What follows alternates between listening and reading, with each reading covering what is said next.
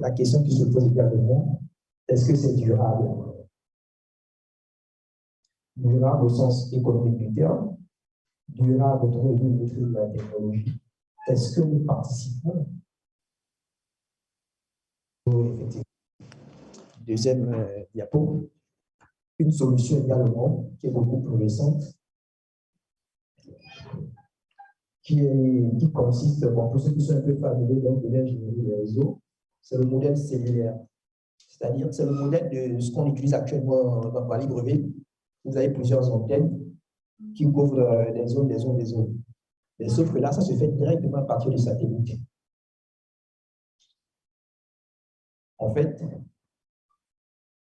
avec un réseau comme ça, vous pouvez couvrir quasiment tout le Gabon. Mais la question, une fois de plus, est-ce que c'est durable, cette solution? Puisque finalement, vous avez un réseau, vous ne savez même pas d'où ça vient. Vous savez d'où ça vient, mais vous n'avez aucune maîtrise de sa gestion, de son fonctionnement, de son énergie. Donc, ce sont des solutions qui existent comme ça aujourd'hui qui permettent donc de vivre des zones blanches dans le monde. Mais est-ce qu'on peut les imaginer pour le service universel?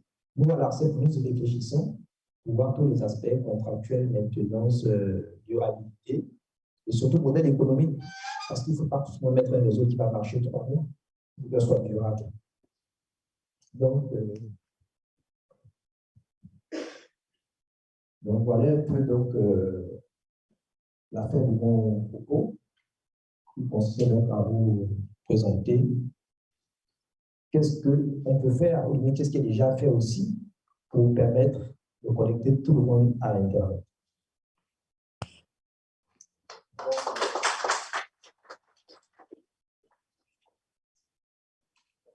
Merci pour votre brillante intervention, qui est très riche en informations. Ceux qui ne sont pas trop habitués dans le domaine, il y avait une quantité importante d'informations qui nous ont été déversées. Pour les habitués, c'est facilement géré. Je vais essayer rapidement de faire un petit résumé. Il nous a donné quelques chiffres sur les statistiques au niveau du Gabon, les chiffres qui ont été fournis par l'UIT, par le GSMA et puis la Banque mondiale. Un constat a été fait, c'est que le Gabon occupe aujourd'hui une position très importante parmi les 10 premiers. Au niveau de l'Afrique, juste après le Seychelles, l'île Maurice, le Rwanda. Et une définition, je pense, nous a été donnée sur ce que c'est une zone blanche. Et donner accès à Internet à tout le monde consiste à réduire cette zone blanche en fait. Donc, le partage d'expérience qui nous a été fait à travers l'ARCEP, quelle est la méthodologie ou l'approche que l'ARCEP a utilisée? Ils ont utilisé un cadre réglementaire qui a mis en place le service universel avec un fonds pour pouvoir financer ce service, pour permettre aux opérateurs qui ne peuvent pas investir là où il n'y aura pas retour sur l'investissement, que des investissements, que les services puissent être fournis aux utilisateurs finaux. Une belle illustration a été faite sur un exemple sur l'axe Okonja-Makoko. C'était un exemple vraiment très palpable. On a vu ce qui a été fait et surtout l'approche qui a été utilisée, c'est de chercher à passer à travers le maximum de vide possible sur ce tronçon pour pouvoir donner ce service au maximum de la population. Il nous a aussi parlé du fait que le service universel, tel que c'est défini aujourd'hui, initialement, l'Internet n'avait pas été pris en compte. Il y a eu évolution, donc il fallait maintenant intégrer l'Internet pour que les services Internet puissent aussi être accessibles à l'ensemble de la population.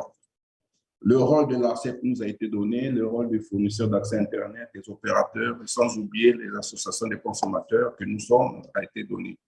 Donc voilà un peu de façon résumée ce que l'information qui nous a été donnée à travers cette intervention. La place, le tour maintenant revient à l'ensemble des participants, ceux qui peuvent apporter des informations, comme le conseiller technique venait de le faire, s'agissant de l'UIT. Ceux qui veulent avoir des éclaircissements, ce n'est pas que le panéliste qui est obligé de répondre, en fait. Des questions peuvent être posées, des compléments d'informations peuvent venir de partout. Donc, la parole est donnée à qui veut la prendre.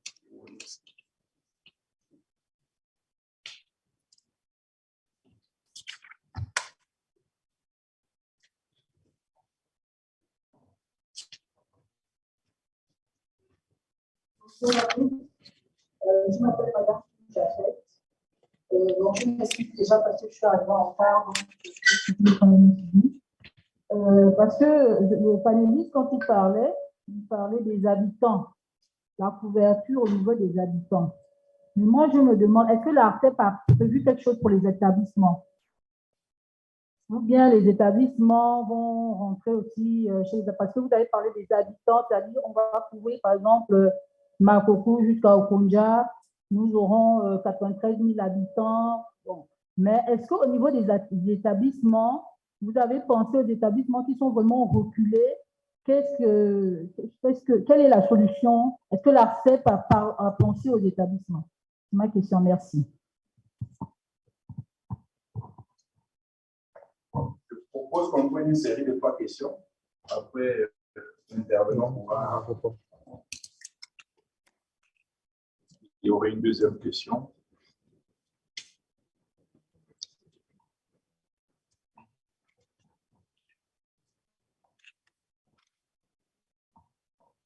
Merci. Monsieur Révigné, membre du bureau exécutif, j'aimerais, suite à la présentation, j'aimerais que l'ARCEP nous dise, est-ce que pour faire l'axe Okonja-Makoko, elle s'est auto-saisie de cette zone blanche ou bien c'est une demande des populations?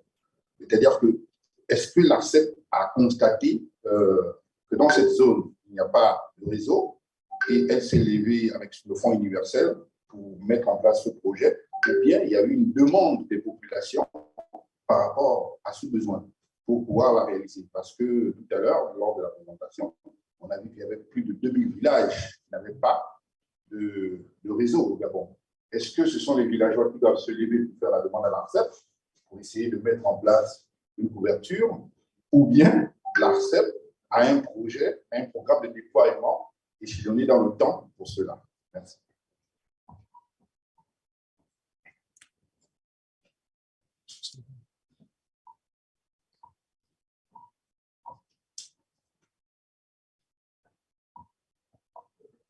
Merci.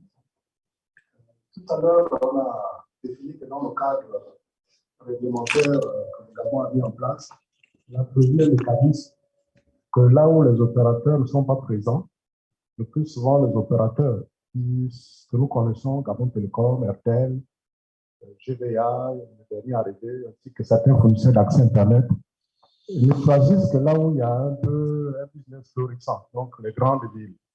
Maintenant, fondamentalement, l'État pensait que dans des zones défavorisées, reculées, dans nos villages principalement, tout à l'heure l'exposé vous a montré un peu la cartographie, c'était que quand on couvre une zone, ça concerne l'ensemble des établissements qui sont déjà installés, les établissements de santé, les établissements scolaires et d'autres établissements.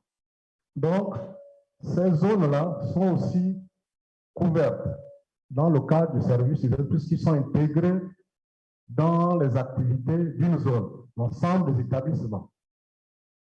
Par rapport à la deuxième question, vous savez bien que l'ARCEP, au niveau de la réglementation, l'État, dans ses mêmes des études, élabore un projet de plan de développement du service universel. Ce plan, c'est un programme politique qui est adopté par le gouvernement. Et par la suite, demande à l'ARCEP de l'exécuter. C'est un programme par rapport à la deuxième question. Les études sont menées et ce programme est adopté dans le plan d'accélération de la transformation du pays, tel que nos politiques l'ont défini. Il existe et c'est sur cette base-là que ces données-là ont été tirées pour vous présenter succinctement. Mais c'est sur la base d'un plan. Sachez que le service universel, ce n'est pas seulement la téléphonie fixe ou la téléphonie mobile ou bien l'accès Internet. C'est aussi le service d'urgence, mettre des télécentres, mettre des annuaires, ainsi de suite. Donc, c'est défini dans nos lois. Et tout ceci doit être déployé sur l'ensemble du territoire national. Parce qu'aujourd'hui, disons, se concentre plus sur les aspects d'Internet, mais le service universel a un périmètre plus grand que l'accès Internet. Je vous remercie. Merci beaucoup, monsieur le conseiller technique. Je ne sais pas si le présentateur voudrait... Non, c'est pas toi. Est-ce qu'il y aurait une série d'autres questions avant qu'on passe avec le deuxième intervenant?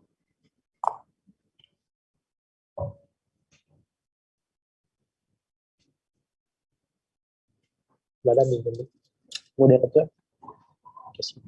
Oui, Madame Florence Prélat, présidente du chapitre Gabon. Juste un petit complément par rapport aux questions qui ont été posées. Le problème qui se pose aussi souvent au niveau de ces dessertes pour résoudre le problème des zones d'ombre, des zones blanches, autant pour moi, c'est parfois s'intéresser au problème de la prise en charge des coûts.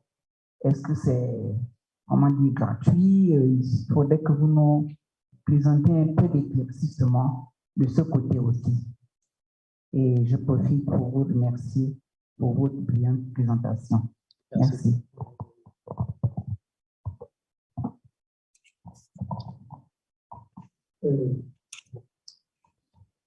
Je peux répondre, monsieur le modérateur? Oui, merci. Le financement du service universel commence déjà par le financement de l'infrastructure. Mais vous savez que pour que quelque chose soit durable, il faut imaginer des mécanismes pour que ça fonctionne toujours. Et les études menées par l'ANSET montrent que le réseau, qu'il soit communautaire ou qu'il soit construit, se nourrit de l'interconnexion. C'est-à-dire qu'il reçoit des appels ou bien vous connectez à Internet. Et cette interconnexion-là a un coût. Mais est-ce qu'on peut imaginer quelque chose, une charte d'exploitation, non seulement le réseau qui est déjà posé, et qui a à long terme, à l'état d'Internet, c'est gratuit. Ce n'est pas que l'ARCEP a, donc ce qu'il a fait dans l'axe il y en a beaucoup, à jouer au volet, c'est que les opérateurs en construisant ces réseaux-là se font rembourser par le service universel. Mais les abonnés qui les utilisent également payent l'accès aux services. Mais les populations qui sont de passage ou qui utilisent ce réseau-là, ce réseau est partagé entre les différents opérateurs dans le cadre du roaming national. Ça veut dire que lorsque vous émettez un appel, il y a des codes qui sont versés à l'opérateur qui a construit le réseau pour lui permettre de continuer à maintenir ce réseau dans cette zone isolée. Et il y a une quota, que ce soit pour la SMS, c'est pour l'Internet et les appels forward. Ceci, c'est pour garantir la durabilité de l'accès Internet dans ces zones. En ce qui concerne la gratuité, on pourrait imaginer des mécanismes de gratuité pour certaines populations, on va dire pas forcément isolées. Il y a une catégorie de la population, peut-être que c'est prévu dans la loi. Mais dans le cas de ce qu'on a déjà réalisé, il n'y a pas de gratuité. Il faut que ces réseaux-là se maintiennent et que tiennent 20 ans, 30 ans. Sans ce coup-là, on ne peut pas imaginer que ça puisse être pérenne. C'est un peu ma réponse, Madame la Présidente. Donc, merci beaucoup, Monsieur Safiou. Je voudrais ici remercier tous ceux qui sont intervenus pour rendre ce panel, on va dire, très interactif. Donc, sans plus tarder, je ne sais pas si la deuxième intervenante est connectée. Vous me confirmez? D'accord. Donc, nous allons passer la parole à Madame Chako Armand, qui est responsable du projet au sein de Différence. Donc, elle travaille avec beaucoup de responsables de projets, hein, sur plusieurs projets, en fait. Elle est membre actif. Elle est membre actif du réseau communautaire de la différence Pamoja.net depuis 2019. Et elle travaille aussi en étroite collaboration avec les communautés, les partenaires comme le CN, l'APC, que nous connaissons tous, les autres. Et elle est membre dans des projets que exécutent ces différents partenaires. Donc, nous allons lui donner la parole pour qu'elle puisse nous présenter son intervention, si la technique est prête. Merci beaucoup pour la parole. Bonjour à toutes et à tous. J'espère que je suis écoutée. Je m'appelle Tchako Armand. Je travaille pour La Différence. C'est une organisation locale. Un instant, Armand. On a du mal à t'écouter. Juste deux secondes. Un instant.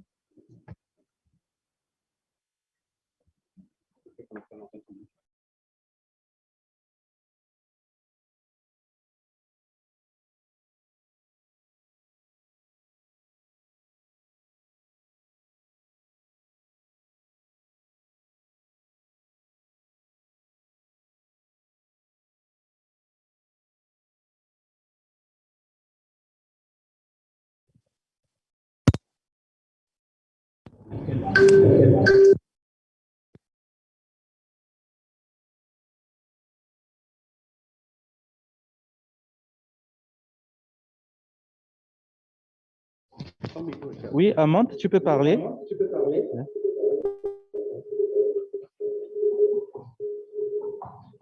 Ton micro est fermé.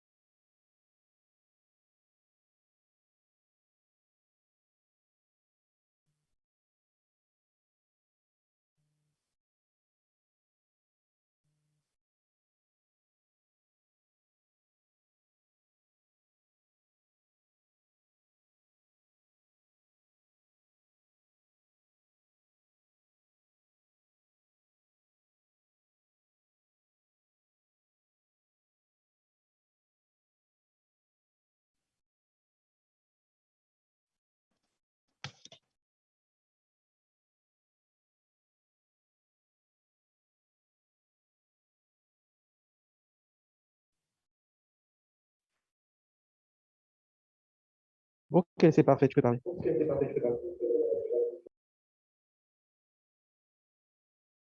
Super. Alors, j'espère que je suis écoutée de toutes et de tous.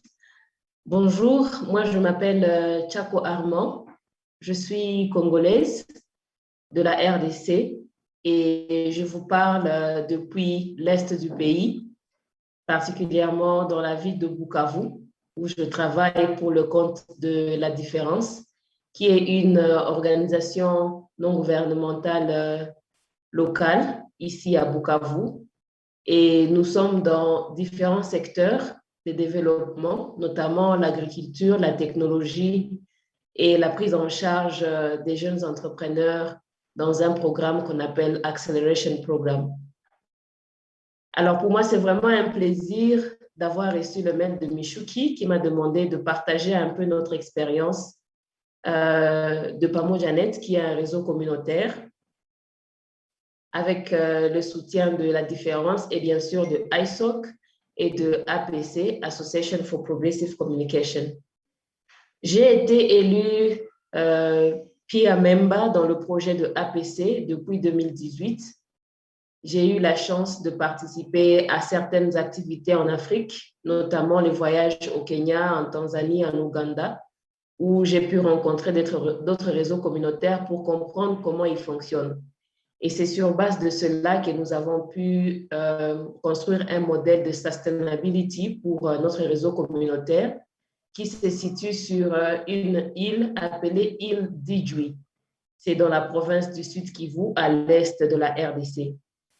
Comme la plupart de vous le savent, la RDC, c'est vraiment un pays avec beaucoup de zones en conflit, notamment dans nos villages, dans nos territoires. Le choix de cette île, c'est parce que c'est quand même un des rares lieux où il y a plus ou moins la paix, la sécurité. Et nous avons décidé de pouvoir commencer notre modèle des réseaux communautaires dans ce village-là. Tel que vous voyez sur cette première photo, c'est l'équipe de la différence de la RDC et nous sommes aussi en collaboration avec une équipe de la différence à UK. Et voilà pourquoi il y a cette diversité de couleurs. Et pour l'instant, nous travaillons ou nous nous focalisons dans la technologie avec le modèle de Pamojanet pour pouvoir aider d'autres réseaux communautaires qui existent ou ceux qui veulent commencer à avoir un modèle plus ou moins durable ou un modèle à copier par rapport à la construction ou les débuts d'un réseau communautaire. Slide suivant, s'il vous plaît. Voilà un peu notre structure technique, c'est notre map technique et je vais essayer d'expliquer un peu. Je sais que ce sera peut-être complexe pour des personnes qui n'ont pas de connaissances en technologie, mais je vais essayer de faire de mon mieux. Alors, Pamojanet a été créé en 2015 grâce à la collaboration entre le Mwami ou le roi de la chefferie du village dont je parlais, le village d'Idjwi, qui a voulu qu'il y ait un certain désenclavement numérique par rapport à l'île, parce que l'île est vraiment située dans le lac Kivu. Si vous regardez la cartographie de la RDC, vous pouvez avoir une petite idée. Et la plupart des habitants de l'île avaient tendance à fuir l'île. Juste après les études secondaires, par exemple, il y a beaucoup de jeunes qui voulaient aller étudier dans les villes de Goma, de Bukavu, à Kinshasa, sans pour autant avoir envie de rentrer dans leur village, puisqu'il y avait ce manque-là en termes de technologie Internet. Alors, grâce à cette collaboration, la différence a proposé au Mwami d'installer un réseau communautaire qui pourrait peut-être attirer encore une fois la population insulaire et essayer de voir comment ils peuvent développer leur milieu. Donc, avant d'expliquer un peu la situation technique, je voudrais revenir sur les deux mots-clés que nous avons dans réseau communautaire. Et le mot principal, c'est communautaire. Communautaire parce que nous créons une chose pour la communauté, ou c'est la communauté elle-même qui crée une plateforme. Donc, tout tourne autour des intérêts de la communauté. Comment la communauté s'implique, comment la communauté gagne, comment la communauté travaille avec les différents partenaires. Alors, ce réseau-là, qui est comme une synergie de plusieurs personnes ou de plusieurs organisations qui acceptent de se mettre ensemble pour un objectif commun. Et le cas de Pamojanet, c'était le désenclavement numérique, mais aussi l'appropriation de la communauté de ce réseau communautaire. Puisque nous ne sommes pas originaires de ce village, mais nous sommes venus avec une idée que nous avons proposée aux habitants. Et Dieu merci pour nous, l'idée a été acceptée, raison pour laquelle nous avons beaucoup insisté sur l'aspect communautaire. Puisqu'il faut le noter, il est vraiment impossible de pouvoir commencer quelque chose dans une communauté sans pour autant ne pas impliquer la communauté. Ça ne va presque pas marcher. Il faut que la communauté comprenne que c'est un outil qu'on nous apporte ou c'est un outil que nous commençons et nous devons tout faire pour son amélioration ou pour sa durabilité. Alors, après ces échanges et des clauses de collaboration entre la différence et la chefferie de ce village-là, Idjwi, il a été conclu qu'un réseau communautaire serait vraiment un moyen de pouvoir désenclaver l'île numériquement. Et il fallait réfléchir sur comment commencer ces réseaux communautaires. Alors, il y a eu des échanges avec les différents chefs des villages, les responsables communautaires au niveau local. Et avec ces différents groupes qui ont été formés, on devait aussi sensibiliser les gens pour qu'ils comprennent pourquoi cette plateforme va être créée sur leur île et comment est-ce qu'ils doivent s'impliquer pour la promotion, l'amélioration et la durabilité. Cette partie administrative étant faite, il fallait maintenant songer à la partie technique. Si la communauté est prête pour pouvoir partager les informations, pour pouvoir se cultiver encore davantage, pour pouvoir savoir ce qui se passe dans le monde, pour pouvoir peut-être gagner de l'emploi via Internet, il fallait avoir l'Internet sur place. Et c'est ainsi que nous avons commencé à installer le réseau d'une manière technique sur l'île. Tel que le schéma les montre ici, c'est ce qu'on appelle un mesh. C'est notre mesh Pamojanet.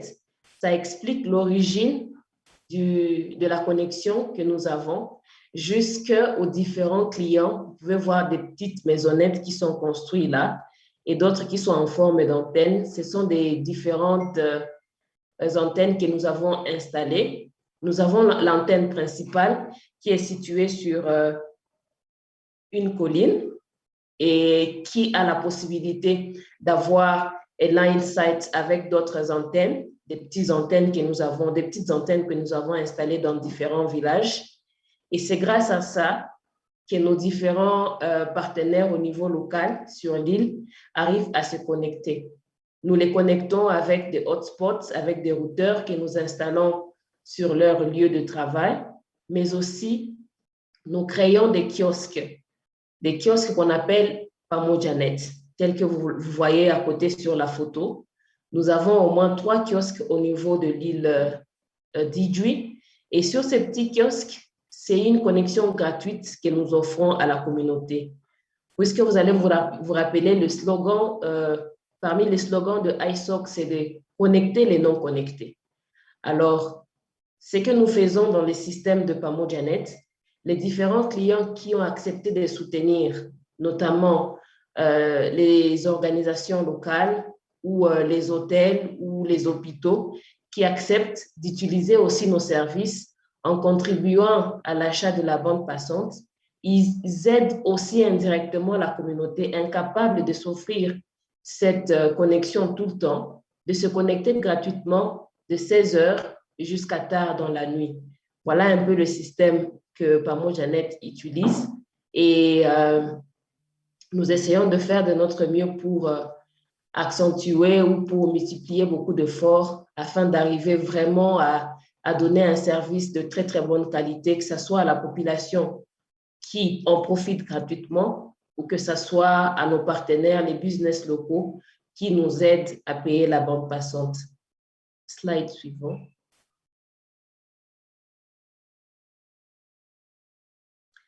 Alors, vous allez m'excuser, c'est un texte en anglais, mais je vais expliquer cela. Le réseau communautaire, ce qu'il faut aussi noter, c'est comme un projet. Donc, on commence un projet et nous devons avoir des livrables clairs que nous voulons atteindre à la fin de notre projet ou tout au long de l'exécution de notre projet. Alors, il faut avoir vraiment un bon modèle de document qui explicite les résultats que nous voulons atteindre, qui seront bien sûr un succès. Il faut aussi comprendre ce qui a déjà été fait et ce que nous pensons être comme des livrables que nous pouvons atteindre à la fin de notre projet. Et puis, une autre chose à savoir est qu'il faut avoir un bon plan de projet qui va couvrir toutes les activités demandées pour produire des bons livrables de ce projet-là. Mais aussi, il faut avoir un budget du projet qui est bien détaillé. Ce sont là des facteurs importants pour pouvoir réussir un tel projet comme le début d'un réseau communautaire. Parce que sans un plan, on ne saura pas exactement par où commencer et comment acheminer le projet.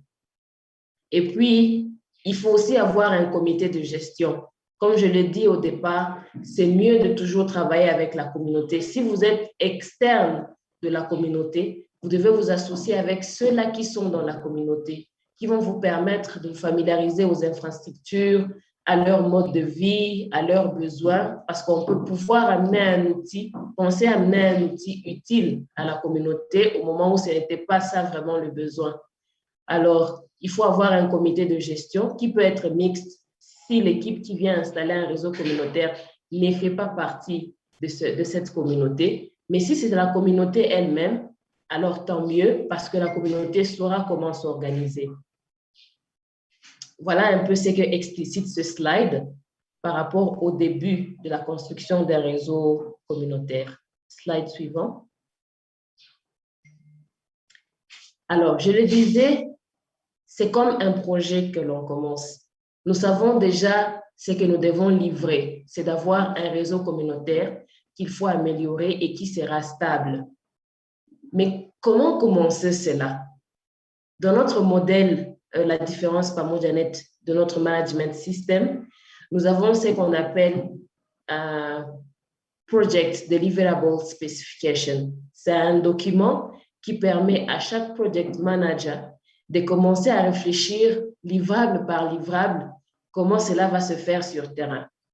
Après, le project manager est censé réfléchir aussi sur un plan qui est comme un calendrier, on l'appelle un ressource calendar. Donc, on a le personnel ou le comité ou l'équipe qui sera impliquée dans l'exécution du projet et on a un calendrier, une planification claire. Pour le cas de Pamo-Janet, nous devions nous poser les questions comme qu'est-ce qu'il faut produire pour que nous ayons un réseau communautaire? Et nous allons le décrire dans ce document-là.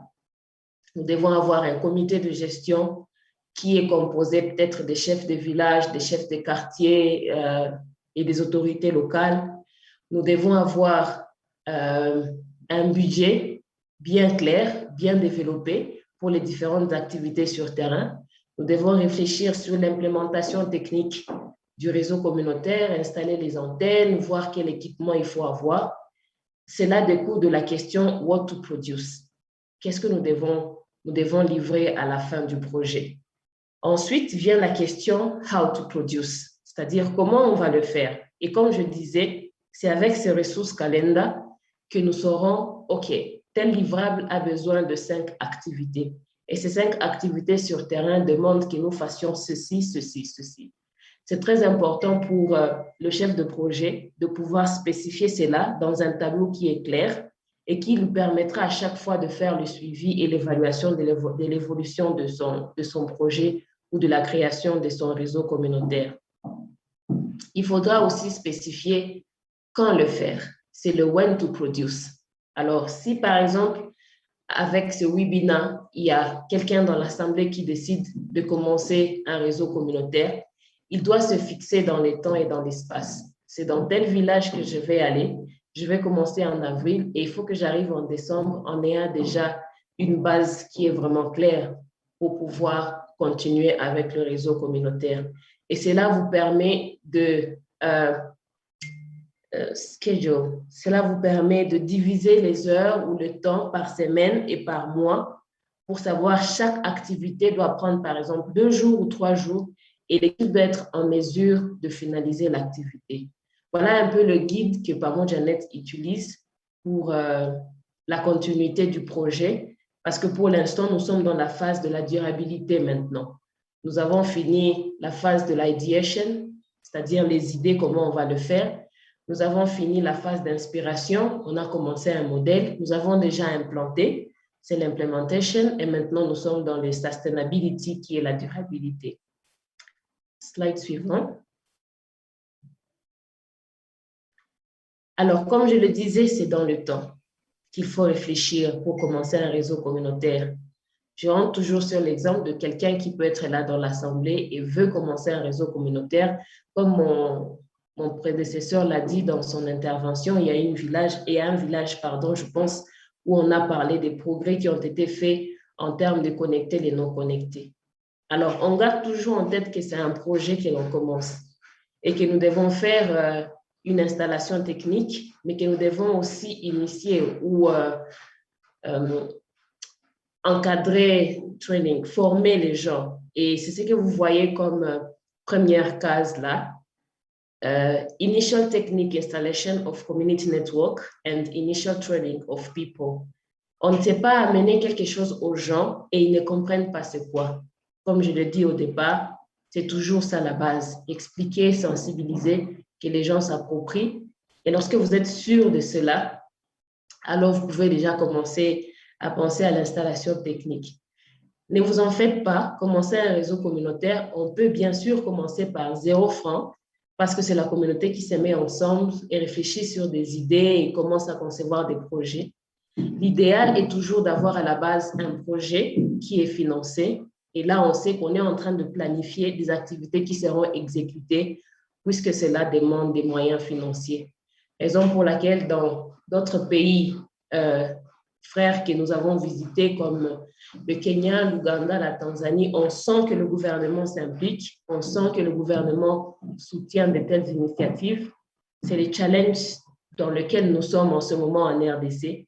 Mais si le gouvernement gabonais est aussi impliqué, c'est un des partenaires phares dans ce genre des initiatives et qui peut soutenir un tel projet qui est bien planifié, qui est bien établi. Alors, toujours dans les temps, nous avons déjà notre projet, nous avons déjà notre budget. Il faut maintenant réfléchir comment cela sera possible techniquement et qui vont utiliser notre réseau communautaire. Nous, on avait commencé par une recherche pour savoir si vraiment c'était un besoin avant de faire même la première phase de sensibilisation. Tant mieux parce que nous avons découvert qu'effectivement, la connexion ou l'Internet ou la technologie, c'était vraiment un manque, un mystère pour les villageois. Et c'est ce qui nous a poussé à cibler. OK, nous aurons une catégorie de personnes qui vont utiliser notre connexion gratuitement parce que nous sommes dans la logique de Connect the Unconnected, mais aussi nous aurons des business locaux qui vont soutenir dans le paiement de la bande passante. Ne vous en faites pas, on n'aura pas toujours les soutiens de ISOC, de APC ou d'autres philanthropes, mais il faut créer un modèle à soi, un modèle local qui va permettre que même si on n'a pas de financement, on arrive quand même à payer la bande passante. Alors, c'est le modèle-là que nous avons fait sur le plan financier et nous avons sélectionné les différentes personnes qui vont utiliser notre modèle. Voilà, déjà à l'autre slide. Apparemment, je suis en train de prendre beaucoup de temps, je m'excuse. Ce slide résume un peu le slide précédent. Il faut vraiment structurer les 3 parties, Service Level Agreement, Wi-Fi Tech Network et les User Problems. Ce sont des départements que nous avons dans Pamojanet. Nous avons un contrat qui est clair avec les business locaux. Nous avons un système de monitoring qui rend notre service de qualité et nous avons un service de incident management qui essaie de gérer tous les problèmes techniques qui peuvent survenir au sein du réseau. Et ces 3 départements nous aident à gérer avec les chefs de département pour qu'il n'y ait pas autant de soucis techniques et autant de soucis administratifs. Slide suivant. Voilà. Comme résumé, juste rappeler que commencer un réseau communautaire, c'est commencer un projet. Il faut avoir un management model process qui est vraiment clair. Qu'est-ce qu'il faut faire, comment le faire et quand le faire. Connaître ce qu'il y a eu comme challenge au début, si les autres ont commencé de tels modèles au Gabon, et comment pouvoir apporter une valeur ajoutée par rapport à ce que vous voulez faire, mais aussi ne pas perdre les valeurs propres ou appropriées au projet. Et il est nécessaire qu'il n'y ait pas de personnes, de processus capables de prendre en charge des opérations quotidiennes qui ne viennent pas de la communauté, mais aussi garder la relation des utilisateurs et des membres de la communauté. Bref, voilà un peu le modèle que Pamojanet utilise et que nous pensons être utile pour d'autres réseaux communautaires qui peuvent naître en RDC ou en Afrique Et la différence, Pamo Janet est prêt à pouvoir soutenir ces genres d'initiatives et à donner des conseils si besoin il y a. Voilà, merci beaucoup.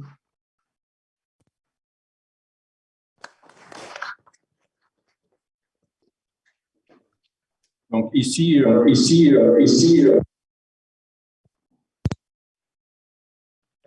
Madame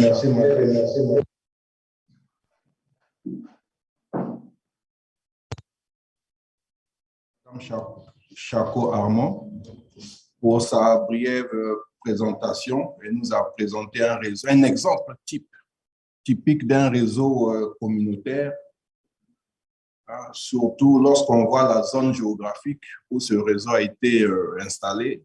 Je pense que c'est une zone qu'on peut qualifier de zone blanche. On m'écoute bien, hein, qu'on peut qualifier de zone blanche, et c'est une île Ituri, à l'est de la RDC. Donc, j'imagine que la géographie doit être difficilement accessible. Donc, tout au long de cette présentation, elle nous a présenté l'architecture du réseau, les éléments actifs qu'ils utilisent pour donner accès aux services aux différents utilisateurs. Le modèle du projet qui a été utilisé en présentant les résultats, le plan d'action, tout ce qui est procédure d'implémentation, le modèle de financier et le modèle opérationnel. Et je pense que c'est un exemple concret qui peut servir de projet pilote. C'est vrai que lorsqu'on voit, il y a une corrélation entre l'exemple que l'ARCEP nous a fait entre Okonja et Makuku, bien que le choix technologique n'est pas le même. Mais c'est toujours l'utilisateur qui a été au centre des besoins, au centre du projet, c'est lui fournir un accès aux services, dans la perspective de réduire ce fossé numérique qui distancie les zones rurales aux zones urbaines. Donc, sans plus tarder, la parole est donnée à qui veut la prendre si nous voulons avoir plus de détails sur ce réseau communautaire, si nous voulons peut-être pas, pourquoi pas apporter quelque chose qui peut être utile pour nous tous qui sommes ici et pour Madame Chako à travers le réseau Pama Janet. La parole est donnée à qui veut la prendre. Vous avez la parole.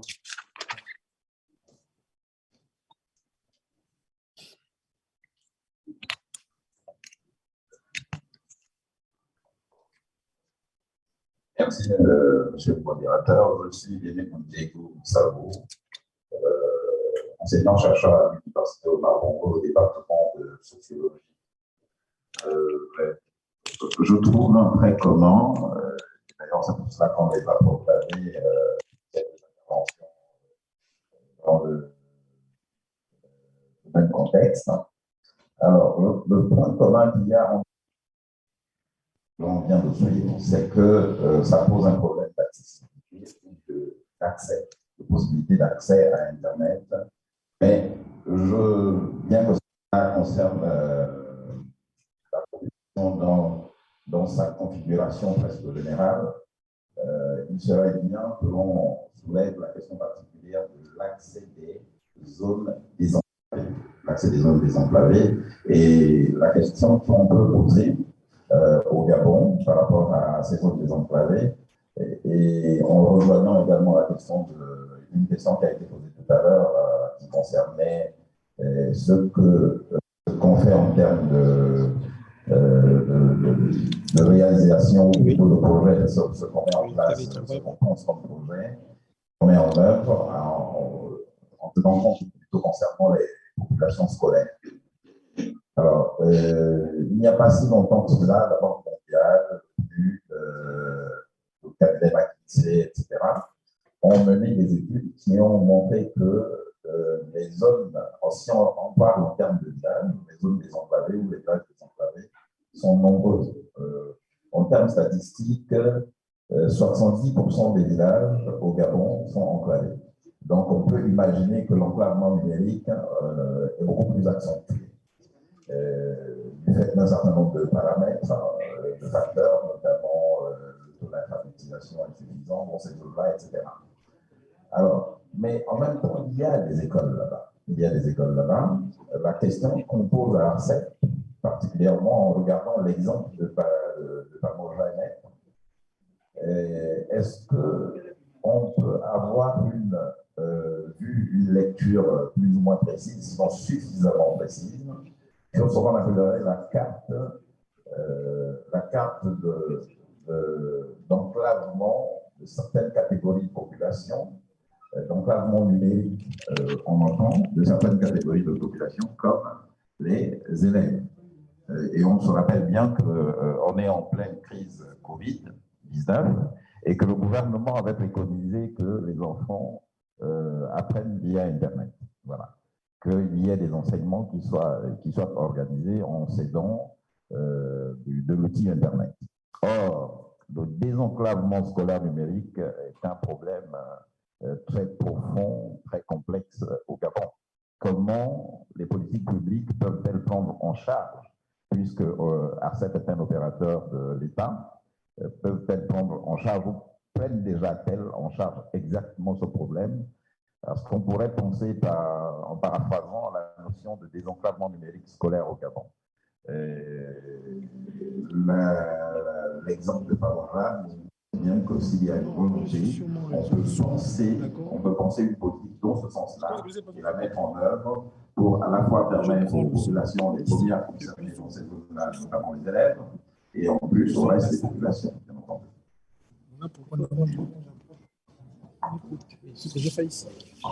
Je vous remercie. Est-ce qu'il y aurait une deuxième question avant qu'on donne la parole à l'ARCEP? Cette question est destinée à l'ARCEP. Est-ce qu'il y aurait également une deuxième? L'ARCEP peut répondre. Merci pour l'interlocuteur et le participant. Pour comment est-ce qu'on puisse préciser les choses. Vous savez, vous avez bien défini que le problème d'accès reste fondamental. Et dans le cadre des politiques du gouvernement qui l'ont traduit dans la réglementation nationale, il est prévu, ce qu'on a dit là tout à l'heure, la fourniture du service universel. Ça, c'est l'accès. Et tout à l'heure, le deuxième intervenant, un peu des réseaux communautaires, qui est un peu lié à ce que la population souhaite. Tout dépend. Je pense que chacun de nous a son téléphone. Nous nous arrêtons uniquement sur les communications qui sont soit d'ordre privé ou professionnel. Mais quant au contenu communautaire, à ce niveau, il a essayé, la dernière intervention, d'expliquer que ça dépend de ce que la communauté souhaite. Au niveau bon, précisément, le besoin de contenu de la communauté, ce n'est pas l'ARCEP.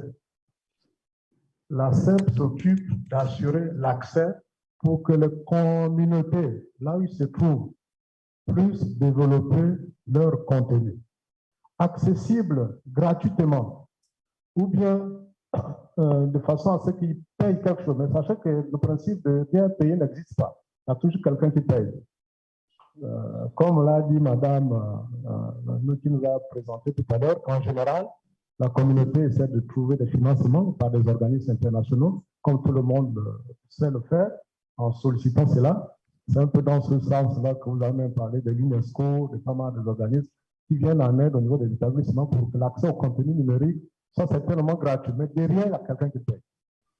C'est une très bonne chose que l'État puisse prendre en charge ce désenclavement de contenu au niveau universitaire, dans d'autres secteurs sensibles pour des accompagnements, en attendant peut-être qu'eux-mêmes puissent s'organiser pour permettre à ce que ces contenus soient issus de financements propres. C'est une organisation. Donc, au niveau de l'ARCEP, je résume, l'ARCEP s'occupe de placer l'accès dans des zones où le réseau n'existe pas. Et c'est ça le sens du service universel. On a montré la cartographie au niveau du Gabon. Ne pensez pas que ça s'est limité, ce sont des études qui ont pris beaucoup d'années. depuis 2004 jusqu'en 2012, l'ARCEP a mis ces études-là pour que le Gabon adopte ce plan. Ça résume presque 3800 villages répartis sur l'ensemble du territoire. Et sur les 3700, c'est à couvrir 2700. Il faut qu'aucun village ne soit oublié. Donc, voilà un peu la cartographie du Gabon en matière d'accès. Il reste 2700 villages et dans les différentes phases qu'on vous a présentées, il y a la phase 1 qui concerne un certain nombre de populations, la deuxième phase qui concerne un certain nombre. En général, au Gabon, il y a près de 100 000 habitants qui n'ont pas l'accès. Quand on a pris parce qu'aujourd'hui, remarquez que près de 80% de nos populations habitent les zones urbaines. 80% de la population. Et ça aussi, remarquez qu'on ne va pas couvrir, que l'autre collègue tout à l'heure a parlé de la forêt des abeilles. Certains n'ont pas encore fait la route économique, mais je peux vous avertir quand vous quittez la Lopé jusqu'au carrefour Mikoui, vous ne trouverez peut-être que quelques campements où, en général, ils viennent que pour 1 ou 2 jours, ils repartent. Il n'y a pas assez de villages. Peut-être quelques-uns des villages quand ils commencent à rentrer dans la zone de Logololo. Et là-bas aussi, avec la couverture des réseaux des opérateurs, vous trouvez que ces villages-là ont l'accès pour ne plus que ces services Internet de base, puisque les opérateurs aujourd'hui, au niveau des statistiques qu'a l'ARCEP, en réseau 3G, 4G, c'est presque qu'ils sont autour de 80-70% de la couverture. Donc, je vous remercie pour cette question. Je vous remercie. Je vous remercie, monsieur le conseil technique. La parole, on va faire un dernier tour. Si quelqu'un dans l'Assemblée aurait besoin de répondre. Monsieur Bélier. Membre du bureau exécutif, j'ai une question par rapport au réseau communautaire. L'exemple de Pamo Jeannette, là, j'ai une question, c'est de savoir comment on explique ça que ce réseau communautaire va être viable. Quelle est la quantité de personnes? Parce que l'intervention du conseil technique de l'ARCEP, c'est la densité de population dans 1 kilomètre ou dans 10 kilomètres est importante. Parce que si on place un réseau communautaire, après c'est la durabilité, l'étude ne montre pas que c'est soutenable, quel est le critère de base pour faire le réseau communautaire? À partir de 100 personnes dans le village, 200 ou 1000 personnes, comment ils sont basés sur quoi? C'est vrai que c'est une île, j'imagine qu'il y a une certaine densité de population. Alors, moi, ma question est à Pamo Jeannette. Quel est le critère pour qu'un réseau communautaire devienne viable en termes de population? Merci. Quand, Madame Chako, si vous nous entendez, vous avez la parole là. Si vous nous avez suivis, sinon je peux... Ok, je ne sais pas si la question était les bases de critères pour avoir un comité de gestion au niveau de la communauté, c'est ça? Quel est le critère qui décide de la durabilité d'un réseau communautaire? Ok, voilà. Merci beaucoup, Florence, pour la question dans le chat. Où on a la certitude que le réseau aura une durabilité dans le temps.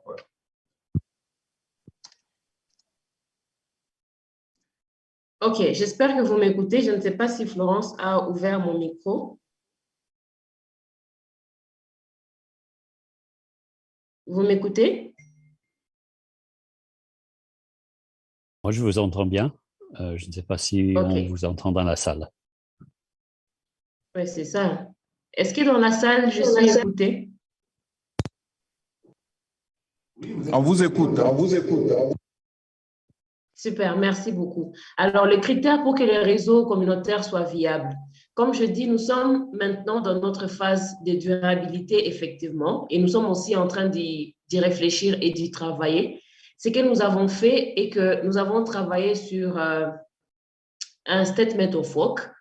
c'est un saut. Et dans ce Testament of Work, nous avons établi certaines activités à faire, notamment renforcer le coaching du comité que nous avons déjà. C'est un comité de jeunes qui est dirigé par l'équipe de la chefferie ou le comité de la chefferie, c'est-à-dire au niveau du village, qui est supervisé avec ce comité-là. Et nous allons former des jeunes qui ont déjà participé à plusieurs formations organisées par la différence PAMO-Janet sur les basiques en technologie, en informatique. Ces jeunes-là, nous proposons de les renforcer encore davantage sur le plan technique, mais nous allons aussi renforcer d'autres jeunes sur le plan de l'administration et du management pour que nous soyons sûrs que la communauté a vraiment compris le pourquoi du réseau sur leur île.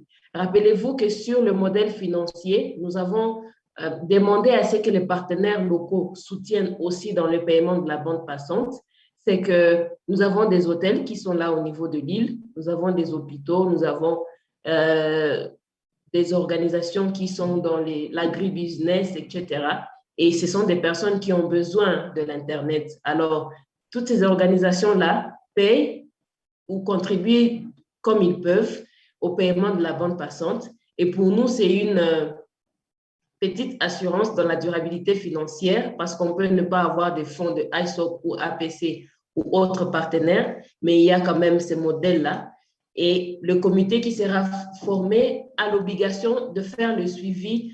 Et j'ai parlé de notre Service Level Agreement, des contrats qui sont clairs, qui poussent aussi même ces partenaires à comprendre que c'est quelque chose qui est fait pour notre communauté. Nous qui avons de business au niveau de notre communauté, nous devons aussi soutenir cette initiative. Ça, c'est sur le plan financier. Donc, je me répète, sur le plan administratif, il faut former des équipes, il faut avoir des gens qui sont capables de comprendre la logique et qui vont s'approprier. Pour nous, PAMO-Janet, par exemple, c'est le seul choix que nous avons vu être durable. Parce qu'on peut ne pas être là, mais si la communauté s'est appropriée et s'est impliquée comme il faut, on sait qu'on peut s'éloigner et la communauté va continuer à travailler dans ce sens-là pour leur bien. Je ne sais pas si ma réponse est satisfaisante.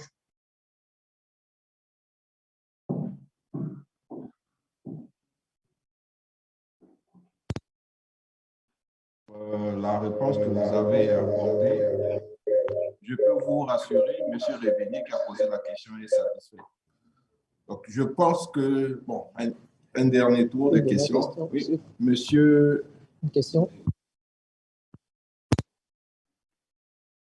Oui, allez-y. Allez. Monsieur Aimé Mouziengou, nous savons.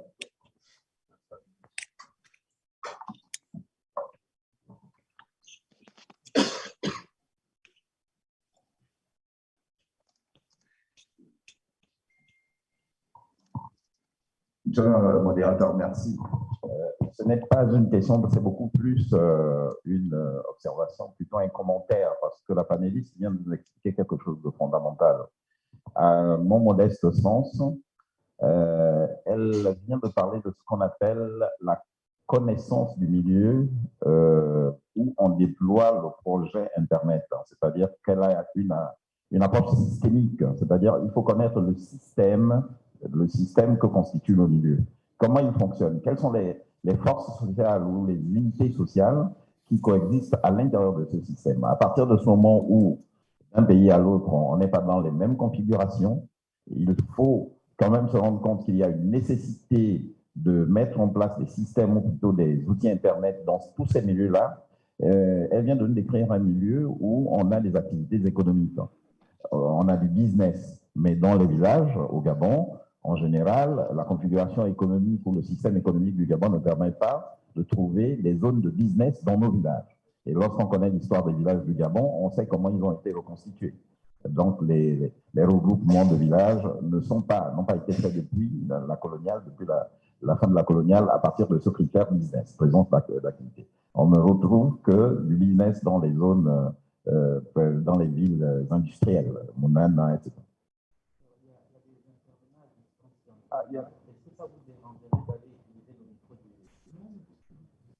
Oui, non, ça ne me dérange pas. Je peux y aller. C'est bon, c'est bon. C'est bon, je peux continuer. Alors, je continue en parler un peu plus fort. Peut-être que je vais être mieux entendu. Alors, je disais, en 2 ou 3 mots pour rappeler ce que je viens de dire tout à l'heure et pour terminer, ensuite, très rapidement, que la panéliste vient de nous montrer en réalité que là-bas, ils ont eu une approche systémique. Connaître le milieu au sein duquel va être déployé un projet, c'est important. D'ailleurs, on a bien entendu dans son exposé qu'il y a eu une méthodologie minutieusement menée qui partait de la connaissance du milieu, une immersion pour connaître quels sont les besoins des populations, des individus, etc., jusqu'à la programmation des actions avec une nécessaire étape de mobilisation des moyens. Donc, tout cela doit être mis en synergie. Maintenant, on trouve que les villages au Gabon, qui sont des zones blanches au sens technique du terme, technique numérique du terme, comme on l'a entendu tout à l'heure, ne sont pas configurés de la même manière que les villages là-bas. Pamon Jeannette nous montre que il y a une expérience qui est fondée sur une présence de certaines zones, de certains points où se sont développés des business. Or, les business dans les villages gabonais, il n'y en a quasiment pas, sinon pas du tout. Donc, mais il y a d'autres unités sociales, parce qu'une unité business est une unité sociale, comme les élèves, comme des populations qui vont dans les champs faire de l'agriculture. Ce sont des individus qui ont besoin de vivre, de créer des activités rémunératrices qui produisent ou qui peuvent permettre de créer des revenus, voilà, productrices de revenus, pour ainsi dire, et d'autres types de populations qui ont besoin d'être soutenues. Et le désenclavement, c'est bien parce que on n'a pas un désenclavement traditionnel, des désenclavements traditionnels comme on les a connus. Le numérique peut permettre de désenclaver effectivement des zones enclavées. Et c'est le cas que, par contre, nous restitue la panéliste. Donc, la question ici, c'est est-ce qu'on sait quelles sont ces unités sociales qui existent pour adapter l'offre de désenclavement numérique au Gabon, dans ces zones-là? À cette question, bien entendu, on a esquissé des réponses ont été esquissées, mais il me semble que ne fût-ce que prendre conscience de cette nécessité méthodologique d'adapter le projet ou la construction du projet, l'élaboration du projet au type de population qui vivent dans des zones, dans les zones visées, dans les zones cibles, permettez-moi la tautologie, c'est une nécessité nécessaire. Voilà. Je vous remercie. Je vous remercie pour votre intervention. Je veux proposer, donner la parole pour la dernière fois, et puis je vais de façon globale un peu. C'est vrai, ce n'est pas moi qui ai fait l'exposé. Ma position dans ma fonction peut me permettre d'élucider quelques éléments de réponse à la question préoccupation de M. Mouzeli. Merci, M. le modérateur. Juste une contribution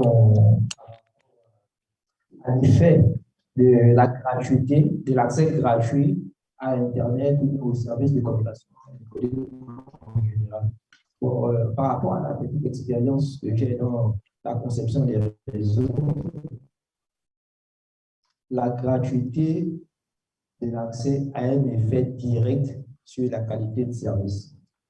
Si vous offrez un service gratuit, nous allons remarquer que systématiquement, le service devient inutilisable.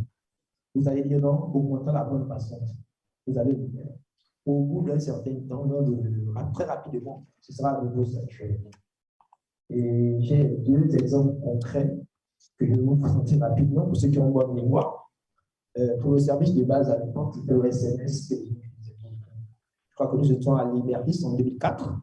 Nous avons une plateforme de SMS qui était capable de processer 20 000 SMS par heure. Nous avons passé à 120 000. Au bout de 2 mois, ça ne servait à rien.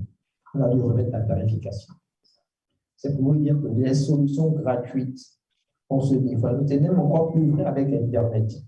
Donc, si vous voulez mettre la gratuité, mettez-les sur des sites, j'ai envie de dire, par exemple, comme Wikipédia, c'est-à-dire pour certains contenus spécifiques.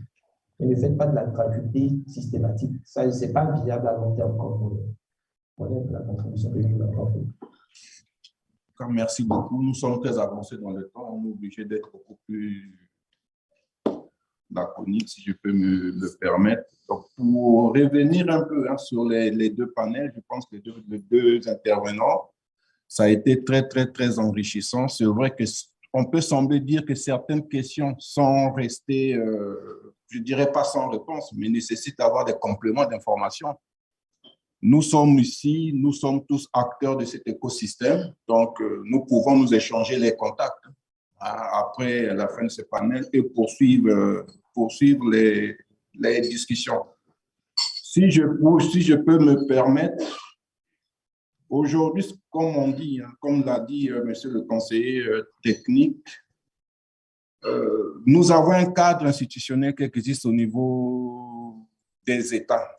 Il y a beaucoup d'acteurs qui interviennent dans le secteur et chaque acteur a un rôle à jouer. Un acteur ne peut pas jouer un rôle d'une autre personne. Et il a clairement dit que le problème d'accès, tout ce qui concerne l'accès, c'est l'ARCEP qui s'en occupe. Et les services qui vont derrière, par exemple le contenu qu'il faut amener à l'utilisateur final, ce n'est pas l'ARCEP. Nous devons aujourd'hui, si nous voulons profiter du maximum de l'Internet, pousser déjà les gens à développer du contenu. C'est bien beau de dire aujourd'hui, oui, avec la COVID, nous avons vu la nécessité que nous puissions interconnecter les écoles, interconnecter les universités. Mais aujourd'hui, est-ce que nous avons du contenu que nous pouvons mettre à la disposition de ces bénéficiaires qui sont les étudiants afin qu'ils puissent avoir accès à ce contenu 24 heures sur 24? Ce sont des questions fondamentales que nous devons nous poser. Est-ce que nous avons les infrastructures dédiées pour stocker ce contenu? Donc, c'est un problème qui ne peut pas être géré seulement dans une approche d'accès, mais ça doit être géré dans une approche de la transformation numérique de façon globale. Et aujourd'hui, au niveau de l'Union africaine, nous avons une stratégie sur la transformation numérique que l'ensemble de nos États membres ont adoptée. Donc, il appartient maintenant à tous ceux qui interviennent dans le secteur de voir par rapport aux responsabilités qui vous incombent en tant qu'ARCEP, en tant qu'ANINF, en tant que SPIN, en tant que ministère, quelles sont les actions que moi je dois mener pour pouvoir arriver aux objectifs fixés par cette transformation numérique. S'agissant du projet qui nous a été présenté, je pense que aujourd'hui, nous avons des recommandations très fortes en matière de processus de montage de projet. Il y a une approche aujourd'hui qui nous est imposée, que ce soit par les partenaires techniques qui nous accompagnent, les partenaires financiers. C'est la gestion axée sur les résultats. Quand vous voulez monter un projet, la première action, c'est quoi? Vous devez être en contact avec ceux qui sont bénéficiaires du projet, connaître leur environnement, connaître leurs besoins, connaître leur mode de vie. On va même jusqu'à connaître leurs mœurs, leurs us et coutumes.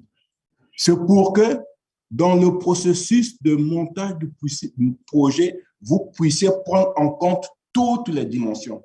Et je pense aujourd'hui, nous ne sommes pas là, en fait, en train d'élaborer des projets. Nous émettons des idées. Nous devons d'abord réduire les zones blanches, couvrir, donner l'accès. Mais l'approche qui a été utilisée entre Okonja et Makoko ne sera pas la même approche qui sera utilisée à Doussala, entre Doussala et Ndéndé. C'est un exemple que je vous donne. Pourquoi? L'environnement n'est pas le même.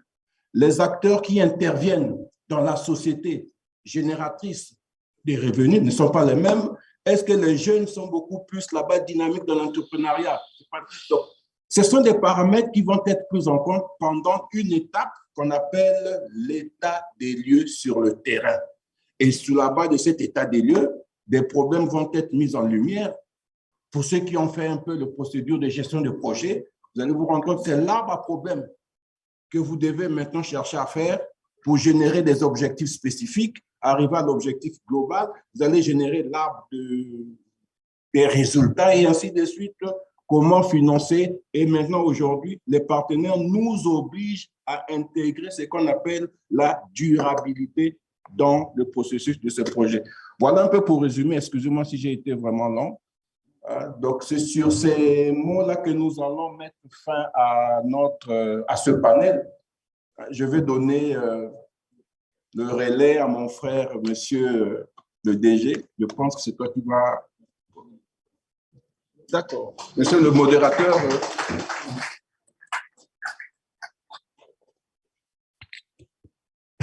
Merci, nous avons partagé. Merci.